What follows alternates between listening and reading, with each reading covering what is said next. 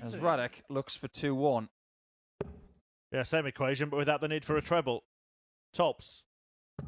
60. Just throwing a little flat at the moment, Szyganski.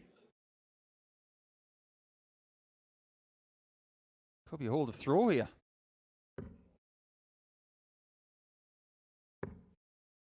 Got to give it a go, Ian. 10. Considering his talent and his ability, 20. he will hit all three of those.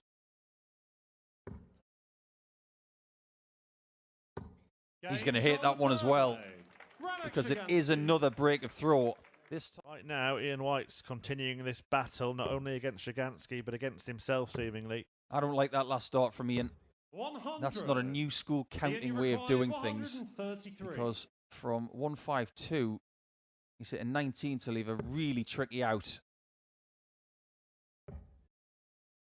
Had he been inside 130 or on 130 there, by use of other parts of the board, he might have given himself an easier chance, especially when you consider Szyganski is on 127. And game. A brilliant bullseye bedded by Szyganski for a 4-1 lead, and Ian White now is in a whole heap of trouble. One of the greats, the iconic Russ Bray, will be hanging up his microphone at the end of the World Championship. 95. Radek, you require 120. Perfect place to go out, really, isn't it, Ali Pally? It was the same for our late great friend Bruce Spendley. 100. That could have been 5-1 to Szyganski. 90. White has got to find this 90, otherwise the exit door might have his name on it. Well, that's the double he needs, and that's the double he gets. Ian White. It just shows there's still life in the old dog. Flashpoint of the 149. 127 finish in leg 5. Oh, almost the flashy finish to finish the match. And don't forget, Murph, as well, a win here for Szyganski will give him an extra £3,500 in ranking money, which would inch him closer 85. towards the top 64 in the world. 60. Can he inch closer? Well, he can't inch much closer than that. No Wow, score. all on the wire. Ian, you require 141. Got to go for the end zone now from about 60 yards out. And this pass is not going to be completed, which means Poland 59. Szyganski can once again Radek, you require 60. make his way to round 2 with double 8. Well, that's now 5 darts missed for this match. Make that 6. They're all so close. Game, And that shot, one is and in. the match. And it's the end of the road for Ian Szyganski. White. Yeah, similar to the Grand Prix, to the Europeans. Great dart. Although does have to move to avoid the dart 62. at tops. Simon, you require 130. And failed to find it. 130 for Whitlock. 60. And still 60. Can't find it, so won't get a go at the 50. 65. Well, let's look at Woody Luke, going you for tops require here. 40. I've got a point to make about these Whitlock stems, by the way.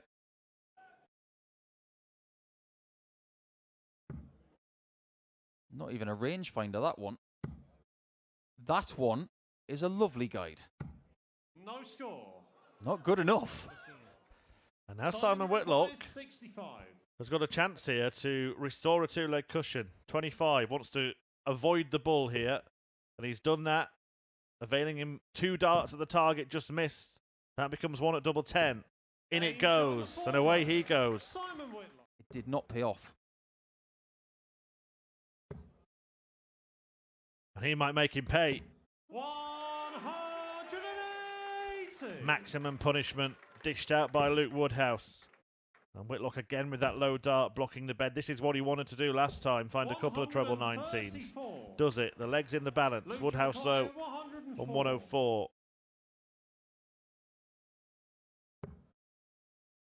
Doesn't get much better than that.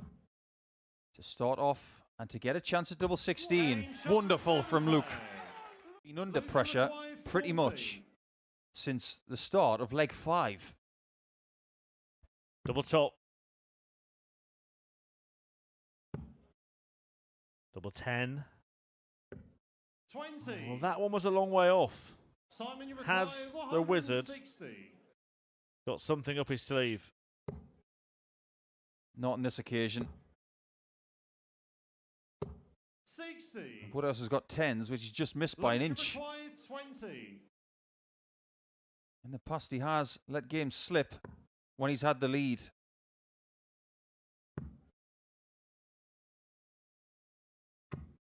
$10.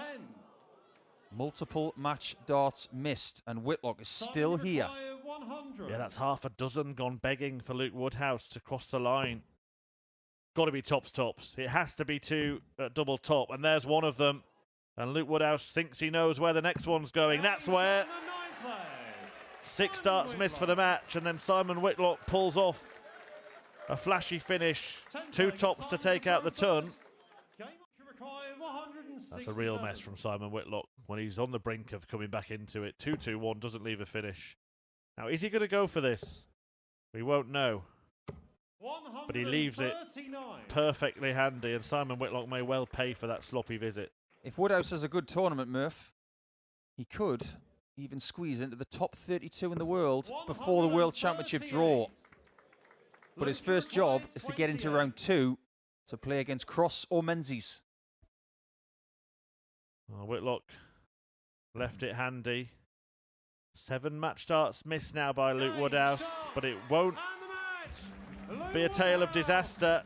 It's a tale of triumph for Woodhouse, who 2 finals and a win.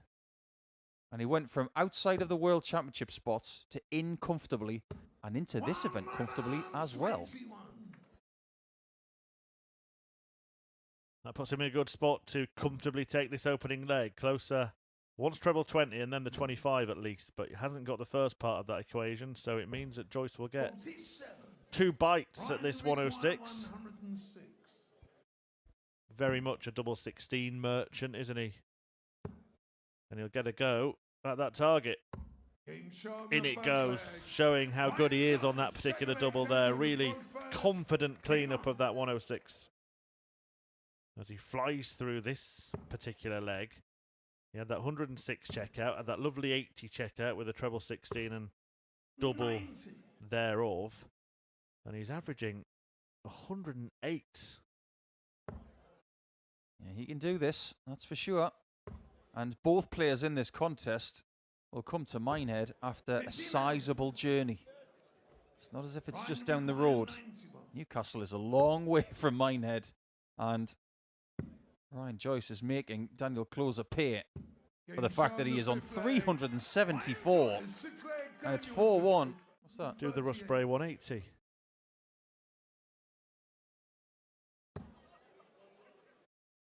Ryan Joyce having left 180 can't go out here, so this is, I mean, Paul Nicholson said a couple of legs ago, don't take anything for granted. I felt like replying, don't be silly, but this could be turning around. Despite the fact one player's averaging 103, the other one's averaging 89, there might be a way back. There is a way back. Don't give Ryan Joyce a shot for the match. But he took your advice, Paul, in the previous leg, and he heeds it again. Closer closes the gap. It's now 5-3, but it doesn't really matter which way he goes because there's no finish for his opponent. 60 would have left double 18, and that's okay. I would say something more buoyant than that, but he's not going to leave 32 from 56 unless he goes for treble 8, which, let's face facts, considering he went for treble 16 on 80, and now wouldn't be surprised if he went treble 8 here. I've seen it done, not by him. He goes for a 20, for a double 18. 38. Match darts go begging. Is there a plot twist? Daniel has not followed the ideal blueprint of stopping Joyce from getting match shots. And now he cannot stop him getting any more. The fact he's on 18, though, makes that decision to leave double 18 questionable, doesn't it? He's going to leave double 8 instead. And double 8 he has hit. He has dominated that match at times. A couple of legs late on for Daniel Closer, but it is Ryan Joyce who makes his way through to round number 2. Qualification for this event throughout 30 Players' Championships. Mario's played 68 games to Dideka's 75, and their averages are about a point and a half between each other. You might think that that's not much, but as far as places are concerned, there's a good 10 spots between them in the averages list. And there may well be 2 legs between them in this match, because that 177 setup from Van den Behaarde has put him on double 12. The 3-1. In it goes. Now this is a little bit of a turn up for the books. That's a break for Van den Behaarde. Seems to need something to just kickstart his match here. But yet again, Mario is not leaving him alone. He's going to leave tops. And Dideka's under pressure, which he has been for what seems like the whole contest. But he gets 2 darts. He misses 2 darts and furiously punches his own hand in disgust. He cannot believe that hasn't gone in. He's genuinely thrown that dart exactly where he wanted it, and it didn't go in. And he can bounce this in off that barrel, and he does. Dideka didn't reciprocate that second high five. Mario doesn't get angry, he's not like that, but inside he probably thought, well, if you want to play like that, I'll just beat you. And he's on the cusp of doing it. Respect your elders. And he'll respect him after this performance, because it has been splendid stuff. 94.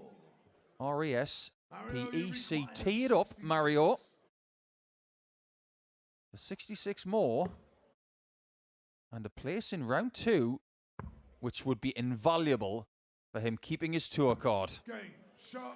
That will get him very, very close to the top 64. But he had on the Euro Tour last year, and now the year he's having on the majors this year. 2 out of the last 3, and looking to make it 3 from 4 this weekend. Rob Cross, by the way, who he beat in that Grand Slam final, he's not having it easy against Cameron Menzies. That game is now 3-3. just goes to show that if you have a really good Grand Slam, coming to this straight afterwards is not easy.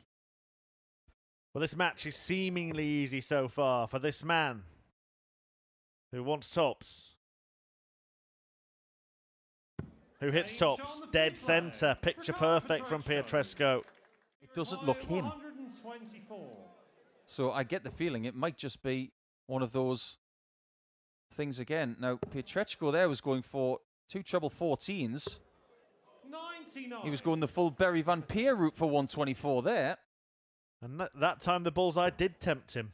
Wanted to win it in style. Well, choices on the 25. 96. Anywhere you like. Required 25. Ah, okay. 13 for double 6. I kind of like it. 19. You won't like that. Well, it may start on double 3 and end on double 3 for Ricardo Pietreczko. Unless Christian Kist can elongate the encounter. Could not 85. quite manage to complete the combo. And it's back down south for his 6. opponent. Back up north. Can he catch the last one? He does get double 1, and I think he understands.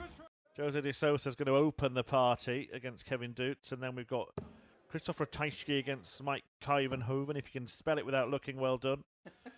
Brendan Dolan versus Richie Edhouse. Andrew Gilding up against Steve Lennon. Then Daryl Gurney, a former winner of this event, faces Niels Zonneveld. Kim Huybrechts, a Hurricane, meets Martin Schindler. Dirk van Dijvenbode dukes it out against fellow Dutchman Jermaine Wattermainer. Joe Cullen against Jamie Hughes, and then possibly Dave Chisnell against Lee Evans to bring the curtain down on Friday's action. By the way, were you asking about Kyvenhoven or Christoph? Both, the whole fixture. Well, I'm going to check with Bully. I'm going to check with Bunting first, though. That's wonderful from Stephen. A little catalyst there just to get his game going. Because I'm looking forward to Dirk van Dijvenbode against Jermaine Wattermainer later, but it's easy to get excited about a fixture for the possibilities, but there is a danger that fixture could be a bit scruffy. Yeah, not sure what to expect. As Bunting bites back here with a maximum. Actually, his first of the match to leave 164. It would be some clean-up if he were to win this leg. And he's going to get a go at the 164. 49. Would be 3-4-4 in 6. Stephen, you require 164.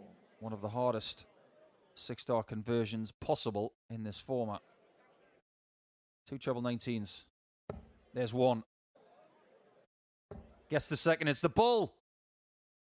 Oh my word, that's incredible from Bunting. What a player and what a shot that is. But this is a rare off leg for the bullets. Now, 9 doesn't really have to go for it. 78.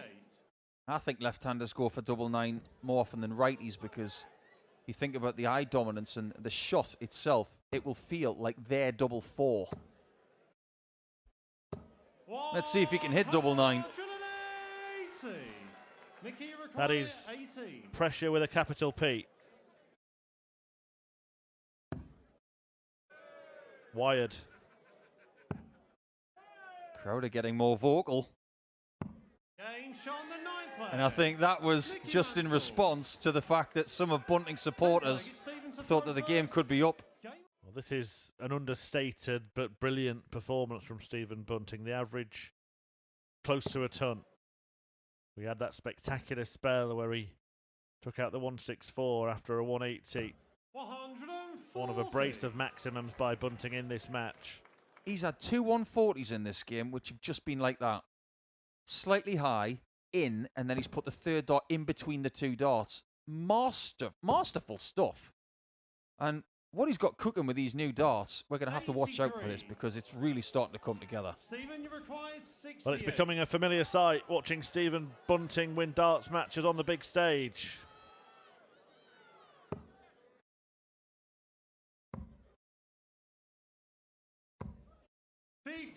Is he going to win another? Mickey, Well, wouldn't this be something? 158. He's been hit with the 164. Can he hit back with the 158? Never really gave it a chance with that shot. That's a mighty deflection he's just had of his own flight, and it's gone in the 60. I just wonder if that lucky deflection will change things, or will Bunting just end it now? 8 to do just that. Semi-finalists at the Grand Slam. And off the mark in Minehead, Stephen Bunting playing. It may be mandated. Everybody has to watch it. A ratings boost by Gabriel Clemens, but there's no sign of a real rankings boost. He's currently 23rd in the world, provisionally 24th after the World Championship. I think that's fair, you know. I think that's about where he is in the world. There are certain people in that bracket who are better than that. Gary Anderson's higher ranked than 21, based on form. Ryan Searle, for me, is better than 19. But Clemens around 23, 24 makes sense to me.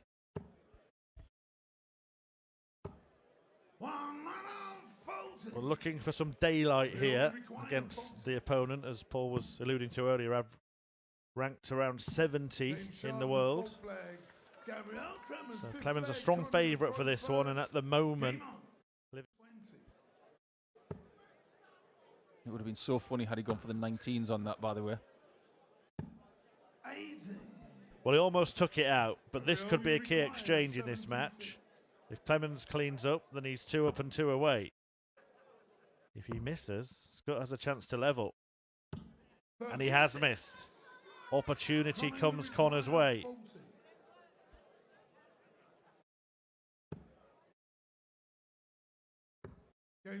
Opportunity knocks, and he answers the door. Well, Scott just starting to lose a bit of belief, maybe. The grin has disappeared from his face, hasn't it? It's all heavy weather now. For Scott. And Gabriel Clemens would be well advised to take advantage as quickly as possible. Yeah, this is a good, efficient job here. Don't stay there. That second dart was precarious. But his position in this tournament is also precarious because he should be 5-3 down. And that's exactly the case.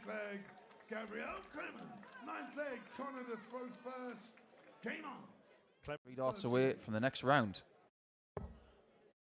Make that 2 visits away. If indeed he is given visit 2. He's done his job. He's left a match dart. It's up to Scott to stop him. The bullseye is all he's got, and he can't get it. So Clemens to put the gloss on what's been a rather shiny display.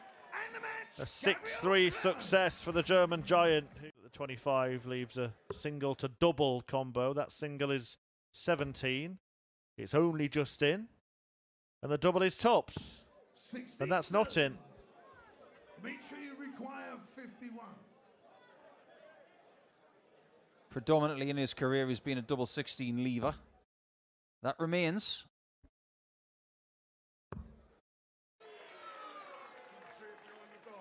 Game shot in the fifth leg.